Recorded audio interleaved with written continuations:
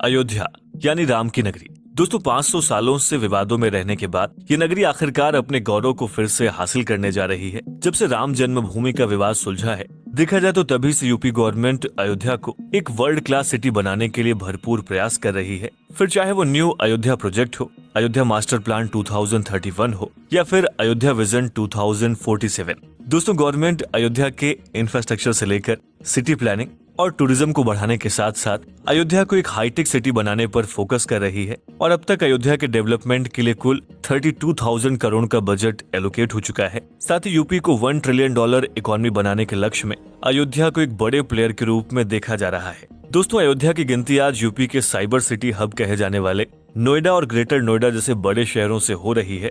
और देखा जाए तो आज अयोध्या का विकास सिर्फ अयोध्या ही नहीं बल्कि पूरे पूर्वांचल के लिए बेनिफिशियल बताया जा रहा है। साथ ही दोस्तों अनुमान लगाए जा रहे हैं कि कल्चरल टूरिज्म में जो role Mecca Medina Saudi Arabia के लिए करता है, वही रोल अयोध्या यूपी के लिए करेगा, जिसका फायदा कहीं न कहीं भारत की ओवरऑल इकोनॉमी में भी देखने को मिलने वाला है। ऐसे में दोस्तों जिस तरीके से मुख्यमंत्री योगी आदित्यनाथ ने उत्तर प्रदेश को इंडिया का ग्रोथ इंजन कहा है, आने वाले भविष्य में कहीं अयोध्या ही उत्तर प्रदेश का ग्रोथ इंजन तो नहीं बनने जा रहा है।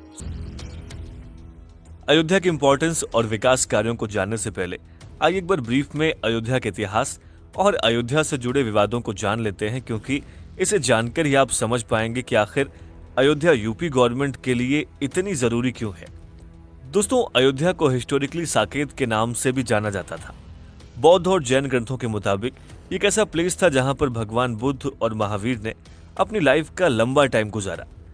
अयोध्या को इसके अलावा जैन ग्रंथों में 5 तीर्थंकरों ऋषभनाथ, अजीतनाथ, अभिनंदननाथ, सुमतिनाथ और अनंतनाथ के बर्थ प्लेस के रूप में भी जाना जाता है।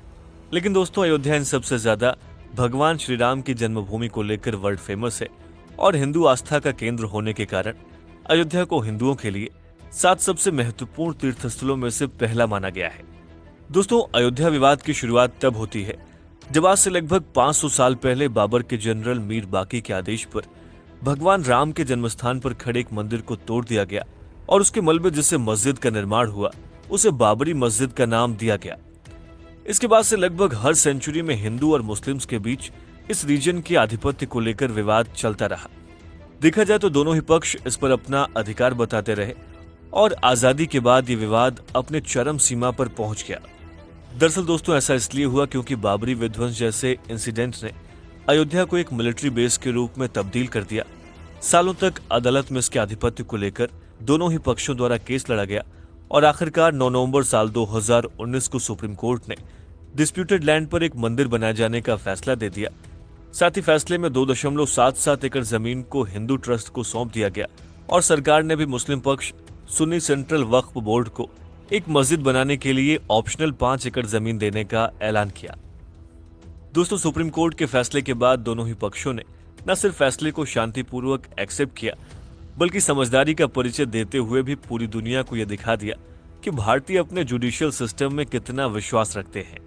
दोस्तों सालों से अयोध्या जो सिर्फ एक मिलिट्री बेस बनकर रह गई थी, जिसका एक पॉलिटिकल टूल की तरह इस्तेमाल हो रहा था, आज वो डेवलपमेंट की उड़ान भरने के लिए तैयार थी।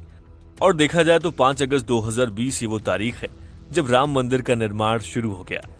दोस्तों ये बात हम सब जानते हैं कि अयोध्या देश विदेश में रह रहे करोड़ों हिंदुओं की आस्था का सेंटर है और इसलिए मंदिर निर्माण का काम शुरू होते ही यूपी गवर्नमेंट अयोध्या को वर्ल्ड क्लास बनाने की तैयारी में लग गई है।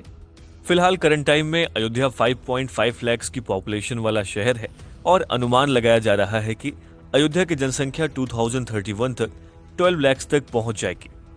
दोस्तों इसके अलावा राम मंदिर बनने के बाद सालाना लगभग 2 करोड़ टूरिस्ट आने का भी अनुमान लगाया जा रहा है।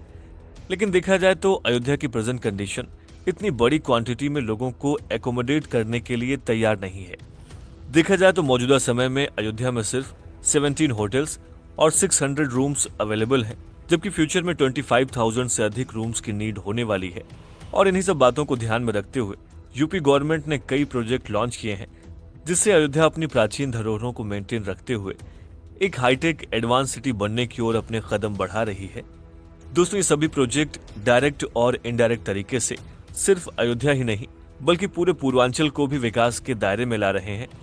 बात चाहे न्यू अयोध्या प्रोजेक्ट की हो, अयोध्या मास्टर प्लान 2031 की हो या फिर अयोध्या विजन 2047, दोस्तों इन सभी प्रोजेक्ट में अब तक 260 प्रोजेक्ट प्रपोज्ड हैं और अभी तक 32,000 करोड़ के बजट को एलोकेट किया जा चुका है। दोस्तों आइए कुछ अयोध्या की मेन परियोजनाओं का जिक्र कर लेते हैं जो न सिर्फ अयोध्या की बल्कि पूरे उत्तर प्रदेश का कायाकल्प करने का मादा रखती है। राम मंदिर। जाहिर सी बात इन परियोजनाओं और निर्माण कार्यों में राम मंदिर पहले नंबर पर आता है। दोस्तों राम मंदिर का निर्माण कार्य 5 अगस्त 2020 को शुरू हुआ और अभी तक निर्माण कार्य के लिए 5,500 करोड़ का चंदा दुनिया भर से इकट्ठा हो चुका है। दोस्तों आपको बताते चलें कि राम मंदिर की ऊंचाई 161 मीटर होगी जिसको 1200 पिलर्स द्वारा सपोर्ट किया जाएगा और राम मंदिर का निर्माण कार्य अब तक 60% पूरा हो चुका है। राम मंदिर ट्रस्ट के मुताबिक अक्टूबर 2023 में भगवान का गर्भगृह बनकर तैयार हो जाएगा और जनवरी 2024 में भगवान राम की मूर्ति को गर्भगृह में विराजमान कर दिया जाएगा। दोस्तों तकरीबन 3 एकड़ में फैले राम मंदिर परिसर को विश्वस्तरीय यूरोपियन स्टैंडर्ड से डिजाइन किया जा रहा है ताकि आने वाले टूरिस्ट को किसी भी तरह की परेशानी ना हो। और जब राम मंदिर बनकर तैयार होगा तो डेफिनेटली सिर्फ अयोध्या का ही नहीं बल्कि पूरे भारत के आकर्षण का केंद्र होगा। Shri Ram international airport. दोस्तों जैसा कि हमने आपको पहले ही बताया कि अयोध्या में लगभग हर साल 2 करोड़ श्रद्धालुओं के आने का अनुमान है, जिसके चलते अयोध्या के नजदीक एकमात्र एयरपोर्ट लखनऊ से दबाव कम करने के लिए अयोध्या में एक इंटरनेशनल एयरपोर्ट का कंस्ट्रक्शन किया जा रहा है जिसकी लागत लगभग 525 करोड़ बताई जा रही है और एयरपोर्ट सेंटर की रीजनल कनेक्टिविटी स्कीम के तहत बनवाया जा रहा है। दोस्तों इस एयरपोर्ट के बनने के बाद यूपी भारत का एकमात्र ऐसा राज्य बन जाएगा जिसके पास टोटल 5 इंटरनेशनल एयरपोर्ट्स होंगे। हालांकि इससे पहले अयोध्या में सिर्फ वीआईपीज के लिए ही हेलीकॉप्टर पैड्स और चार्टर प्लेन रनवेज थे, लेकिन इसके निर्माण से देश विदेशों से अयोध्या तक की कनेक्टिविटी आसान हो जाएगी। इसके अलावा अयोध्या में वर्ल्ड क्लास रेलवे स्टेशन और एक अंतर्राज्यीय बस स्टेशन भी बनाया जा रहा है ताकि कम आय वर्ग के श्रद्धालुओं को किसी भी तरीके की परेशानी ना हो और वो आराम से अयोध्या आकर दर्शन कर सके। अयोध्या 84 कोष क्षेत्र। दोस्तों मान्यताओं के मुताबिक भगवान श्री राम का साम्राज्य 84 कोसों तक फैला हुआ था जिसको उस समय कौशलपुर कहा जाता था।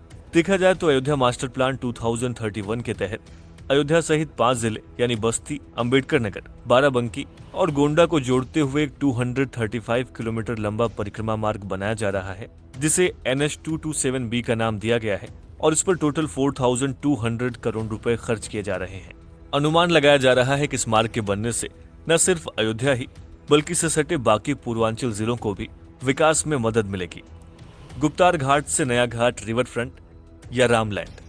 दोस्तों इन सब के अलावा अयोध्या में सरयू नदी पर रिवर फ्रंट बनाए जा रहे हैं ताकि टूरिस्ट नदी किनारे घाट पर बैठकर लेजर शो और फाउंटेन शो को एंजॉय कर सके। देखा जाए तो अयोध्या के गुप्तार घाट से नया घाट पर रिवर फ्रंट बनाने की पेशकश की गई है। साथ ही इससे जुड़े कई और भी घाटों को डेवलप किया जा रहा है और आने वाले टाइम में सरयू नदी में लग्जरी क्रूज और बोटिंग भी मेन अट्रैक्शन रहने वाली है। दोस्तों इन सब के अलावा डिज्नीलैंड की तर्ज पर अयोध्या में रामलैंड के नाम से एक थीम पार्क बनाया जा रहा है जहां भगवान श्री राम के जीवन से जुड़ी यात्रा को एनिमेशन और लेजर शो के माध्यम से दिखाया जाएगा। Tallest Ram statue. तेरे लिए Amazon पर मिलेगा रोज का सामान, तो आपने आज क्या खरीदा?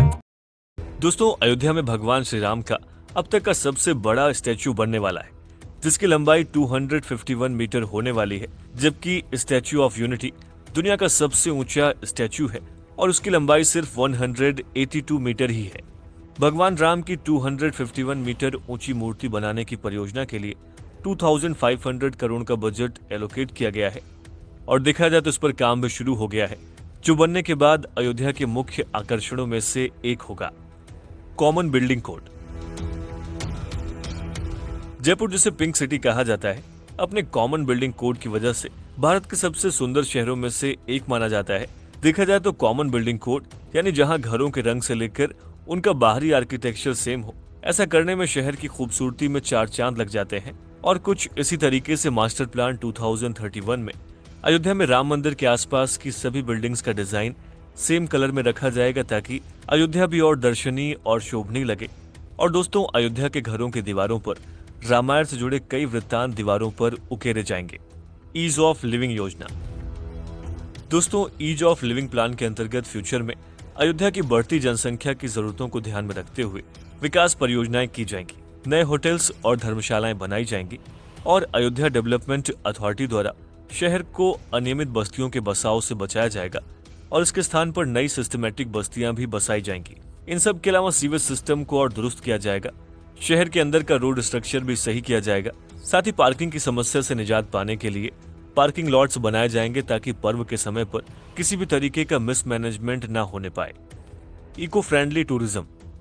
अब जब इतनी बड़ी संख्या में टूरिस्ट आएंगे तो जाहिर सी बात है कि ट्रांसपोर्टेशन को भी दुरुस्त करना होगा और पर्यावरण को ध्यान में रखते हुए एंट्री पॉइंट से राम मंदिर तक इलेक्ट्रॉनिक वाहनों का इस्तेमाल किया जाएगा, जिसमें इलेक्ट्रिक रिक्शा से लेकर इलेक्ट्रिक ऑटोज भी शामिल होंगे। दोस्तों, इसके अलावा अलग से साइकिल पाथ भी बनाया जाएगा और राम मंदिर परिसर में किसी भी तरह के डीजल या फिर पेट्रोल वाहनों पर पाबंदी लगाई जाएगी। साथ ही सरयू नदी को प्रदूषण से मुक्त रखने के लिए नदी को हरिद्वार में गंगा नदी की तरह सीवेज ट्रीटमेंट प्लांट से जोड़ा जाएगा ताकि नदी में शहर का गंदा पानी आकर ना मिल सके। और दोस्तों, सरयू नदी में जो बोट चलाई जाएंगी वो भी ग्रीन एनर्जी से ही जुड़ी होंगी और अयोध्या शहर को बिजली की समस्या ना झेलनी पड़े, इसलिए 500 एकड़ की जमीन पर सौर सिटी को भी स्टैब्लिश किया जाएगा। दोस्तों, इन सब के अलावा अयोध्या के आसपास की 1200 एकड़ जमीन को एक नए वैदिक अयोध्या शहर के विकास के लिए एक्वायर किया गया है। देखा जाए तो इस नए शहर को एक वैदिक शहर के रूप में विकसित किया जाएगा, जिसमें शहर के वैदिक रूप को मेंटेन रखते हुए उसको हाईटेक शहर बनाया जाएगा। वैदिक शहर में होटल, धर्मशालाएं और मठों का निर्माण किया जाएगा और ऐसे देश जहां की सांस्कृतिक विरासत रामायण संस्कृति से जुड़ी हुई हो, उन देशों के लिए गेस्ट हाउस बनाए जाएंगे। अनुमान लगाया जा रहा है कि ऐसे कुल 84 देश, 36 प्रांत और केंद्र शासित प्रदेशों के गेस्ट हाउस बनाए जाएंगे, जिसके तहत 40,000 गेस्ट हाउस बनाने का प्लान है। दोस्तों, ओवरऑल अयोध्या में जिस स्पीड के साथ विकास के काम हो रहे हैं, इसमें दो राय नहीं है कि आने वाले टाइम में अयोध्या डेवलपमेंट के पैरामीटर्स में आईटी हब, नोएडा और ग्रेटर नोएडा को भी पीछे छोड़ देगा। दोस्तों, आइए ये समझ लेते हैं कि अयोध्या की इन परियोजनाओं से पूर्वांचल और ओवरऑल उत्तर प्रदेश की इकोनॉमी पर क्या असर पड़ेगा और आखिर कैसे अयोध्या फ्यूचर में पूर्वांचल के सेवियर के साथ उत्तर प्रदेश का नया ग्रोथ इंजन बनने वाला है। दोस्तों, प्राचीन काल से देखा गया है कि धार्मिक केंद्र अपने आप में एक पूरी इकोनॉमी को समाहित किए होते हैं। हिंदू संस्कृति में चाहे वो बनारस हो, तिरुपति हो, शिरडी हो या फिर हरिद्वार हो, ऐसे ही कुछ मुस्लिम संस्कृति में मक्का और ईसाई धर्म में वेटिकन सिटी को माना जाता है। दोस्तों, ये धार्मिक केंद्र वर्तमान में श्रद्धा के केंद्र तो हैं ही, साथ ही केंद्र टूरिज्म के माध्यम से एक अच्छी खासी इकोनॉमी को रन करते हैं। अगर इस चीज को हम मक्का के एग्जाम्पल से समझे तो साल 2018 से लेकर साल 2022 तक केवल हज से सऊदी अरेबिया ने $150 बिलियन का रेवेन्यू जनरेट किया है। और दोस्तों, बस यही नहीं, हज से सऊदी अरेबिया में लगभग 1 लाख परमानेंट जॉब्स भी क्रिएट हुई है। और देखा जाए तो कुछ ऐसी स्थिति वेटिकन सिटी की भी है। दोस्तों, इसी के आधार पर अयोध्या जो भविष्य में हिंदुओं की श्रद्धा का एक मुख्य केंद्र बनने वाला है, यहाँ भी लगभग वैसी ही स्थिति देखी जा रही है। और जैसा कि हमने आपको शुरुआत में ही बताया कि अयोध्या में लाइट स्पीड से डेवलपमेंट प्रोजेक्ट रन कर रहे हैं। देखा जाए तो अयोध्या के डेवलपमेंट के लिए केंद्र और राज्य सरकार मिलकर काम कर रही है और मौजूदा समय में 32,000 करोड़ की परियोजनाओं पर काम चल रहा है। इसके अलावा 49,000 करोड़ का निवेश भी अयोध्या को मिला हुआ है, जिसके रिजल्ट में 56,000 जॉब क्रिएशन का अनुमान लगाया जा रहा है।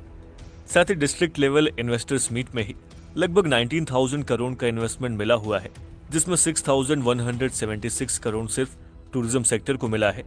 और दोस्तों, निवेशकों ने होटल्स, म्यूजियम और गेस्ट हाउस जैसी जगहों में भी इन्वेस्टमेंट करने में रुचि दिखाई है। इसके अलावा ministry of micro, small and medium enterprises को 601 करोड़, विकास प्राधिकरण में 17,560 करोड़ और अदर सेक्टर में 874 करोड़ का निवेश मिला हुआ है। दोस्तों, ये बात हम सब जानते हैं कि इन्वेस्टमेंट अपने साथ एम्प्लॉयमेंट के नए अवसर लाता है। अयोध्या में टूरिज्म सेक्टर हो, हेल्थ केयर सेक्टर हो, फूड इंडस्ट्री या फिर होटल इंडस्ट्री, देखा जाए तो इन सभी सेक्टर्स में एम्प्लॉयमेंट के असीम अवसर हैं। इसके अलावा श्रद्धा के ये केंद्र बड़े और मझले उद्योगों के साथ साथ छोटे उद्योगों को भी खूब ग्रो होने का मौका देते हैं। दोस्तों, वेस्ट यूपी जो मेरठ, गाजियाबाद, नोएडा और ग्रेटर नोएडा जैसे शहरों की वजह से डेवलपमेंट का सिंबल बना हुआ था, ये कमी कहीं न कहीं पूर्वांचल यानी कि ईस्ट यूपी में लंबे समय से दिखाई पड़ रही थी। और आपको जानकर हैरानी होगी कि अकेले नोएडा और ग्रेटर नोएडा यूपी की इकोनॉमी में 10% शेयर करता है। लेकिन अयोध्या के विकास से कमी पूरी होगी। नए इंटरनेशनल एयरपोर्ट, रेलवे स्टेशन और बस स्टेशन के बनने से लोगों की आवाजाही बढ़ेगी। साथ ही 84 कोस क्षेत्र का राजमार्ग बनने से विकास सिर्फ अयोध्या तक ही सीमित नहीं रहेगा, बल्कि पूर्वांचल के बाकी क्षेत्रों में भी एक्सपैंड करेगा।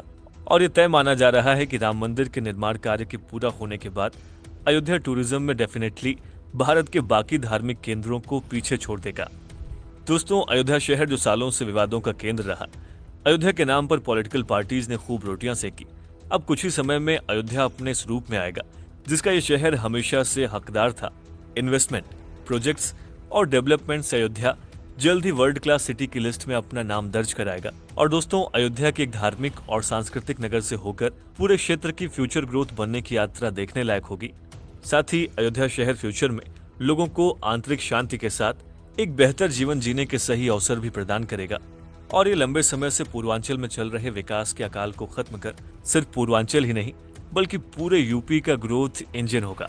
दोस्तों, बारी है आज के सवाल की। अयोध्या के पूर्वांचल और यूपी के ग्रोथ इंजन बनने पर आपकी राय क्या है?